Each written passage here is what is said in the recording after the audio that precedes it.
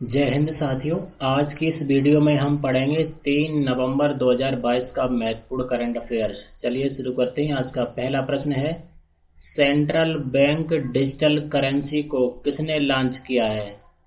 तो भारतीय reserve bank ने नई डिजिटल करेंसी को लॉन्च किया है। अब बात करते हैं भारतीय रिजर्व बैंक की। तो इसकी स्थापना 1 अप्रैल 1935 को हुई थी। इसका मुख्यालय कहाँ है? मुंबई में है और इसके गवर्नर शक्तिकांत दास जी हैं। चलिए आगे बढ़ते हैं। ये प्रश्न आने वाली परीक्षाओं के लिए बहुत इंपॉर्टेंट है। मानगढ़ धाम जिसे राष्ट्रीय स्मारक घोषित किया गया है, किस राज्य में है? तो मानगढ़ धाम कहाँ है? राजस्थान में है। अब बात करते हैं राजस्थान की। तो राजस्थान के वर्तमान मुख्यमंत्री श्री अशोक गहलोत जी हैं। इनकी पार्टी का नाम इंडियन नेशनल कांग्रेस है और वर्तमान राज्यपाल कौन है? श्री कलराज मिश्र। श्री कलराज मिश्र। राजस्थान की राजधानी जयपुर है और इसकी स्थापना 1 नवंबर 1956 को हुई थी। आधिकारिक भाषा हिंदी और अंग्रेजी है। लोकसभा की 25 सीटें हैं, राज्यसभा की 10 हैं। राजकीय पक्षी सोहन चिड़िया है, राजकीय पशु ऊंट है। अब मानगढ़ धाम जो है वो राजस्थान के बांसवाड़ा जिले में पड़ता है। 1913 में ब्रिटिश सेना द्वारा 1500 आदिवासियों की हत्या कर दी गई थी। इसीलिए ये मानगढ़ धाम जो है उन आदिवासियों का एक स्मारक स्थल है। इस नरसंहार को आदिवासी जलियांवाला हत्याकांड भी कहा जाता है।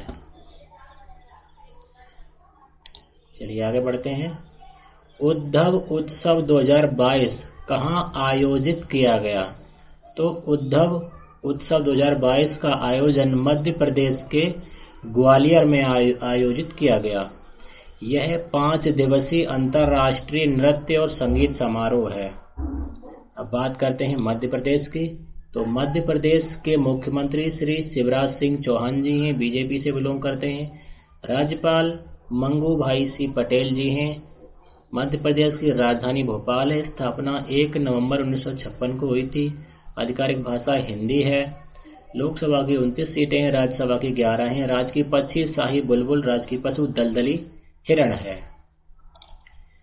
चलिए आगे बढ़ते हैं। ये प्रश्न भी इंपॉर्टेंट है। भारतीय कृषि अनुसंधान संस्थान, जिसको शॉर्ट में IACR भी कहते हैं, द्वारा किस राज्य में चावल की 2 नई किस्मों का परीक्षण किया गया है? तो चावल की 2 नई किस्मों का परीक्षण उत्तर प्रदेश में किया गया है। और वो 2 नई किस्में कौन सी हैं, क्या नाम है? तो उनका नाम है पूसा नरेंद्र काला नमक 1638 और दूसरी किस्म है पूसा नरेंद्र काला नमक 1652।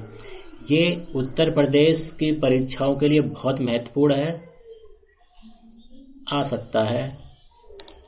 अब बात करते हैं उत्तर प्रदेश की। तो उत्तर प्रदेश के वर्तमान मुख्यमंत्री श्री योगी आदित्यनाथ जी हैं, जो बीजेपी से बिलोंग करते हैं। राज्यपाल श्रीमती आनंदीबेन पटेल जी हैं। राजकीय पक्षी सारस है, राजकीय पशु दलदली हिरण है।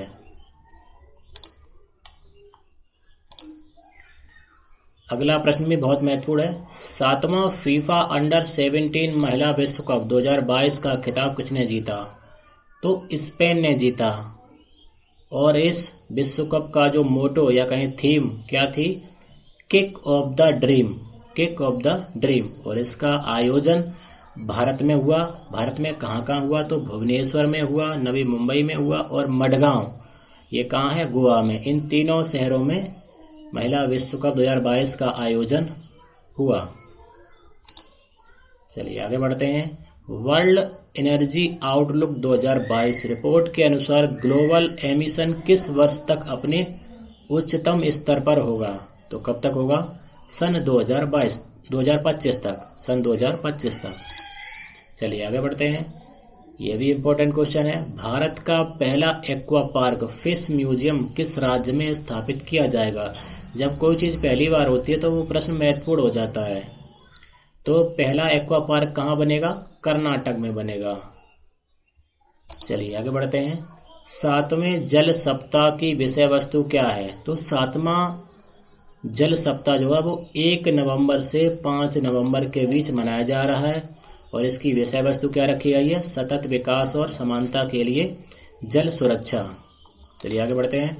महाराष्ट्र का पहला इलेक्ट्रॉनिक विनिर्माण क्लस्टर कहाँ स्थापित किया जाएगा? तो कहाँ किया जाएगा? रंजनगांव में स्थापित किया जाएगा। अगला प्रश्न है, विश्वविद्यालय अनुदान आयोग ने सभी विश्वविद्यालयों और कॉलेजों में हर साल किस दिन को भारतीय भाषा उत्सव या भारतीय भाषा दिवस मनाने की घोषणा की है? तो 11 दिसंबर को घोषणा की है। और बहुत ही महत्वपूर्ण प्रश्न, 41वें अंतर्राष्ट्रीय पुस्तक मेला 2022 की शुरुआत कहाँ की गई है? तो संयुक्त अरब अमीरात के शारजाह में की गई है। इस पुस्तक मेले का विषय क्या है? स्प्रेड द वर्ड है और ये 13 नवंबर तक चलेगा। इस मेले में भारत प्रकाशन विभाग सहित सर्वाधिक 87 प्रकाशकों के भाग लेने वाला अग्रणी देश बन गया है। इस मेले में कुल 1566 प्रकाशक हिस्सा ले रहे हैं। तो आज की इस वीडियो में इतना ही। कल फिर मिलते हैं, तब तक के लिए नमस्कार, जय हिंद, जय भारत।